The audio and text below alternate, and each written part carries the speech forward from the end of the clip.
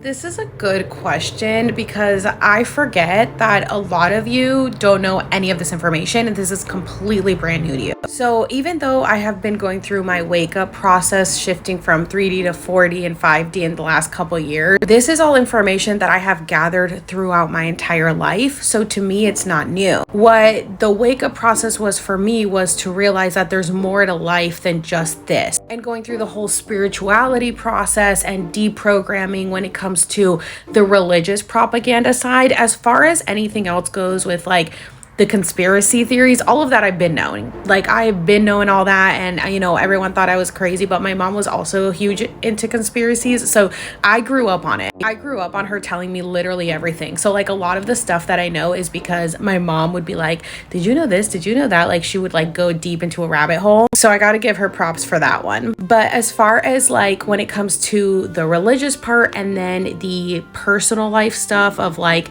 realizing that there's more to life, that like this isn't all there is, and that we do have a higher consciousness self, a higher density, a higher dimensional self, as far as realizing that like you're not attached to like your family members if they're toxic and you don't want to be around them, like you can cut them off. As far as feeling like tied down to something, that's the awakening that I had to go through. But all of the like on the surface bullshit, like the big pharma, the educational system, 9/11 politics, all of that, it's all propaganda bullshit, like this is all the world's a stage kind of stuff, that I've been knowing. So for me, all of this isn't overwhelming, just because also like, and even with the stuff that I had to wake up to with the spirituality and anything like that, like this is all stuff that was like inside of me, deep inside of me, that I was just taught to put away and to hide and can't talk about it, and change my perspective, change my reality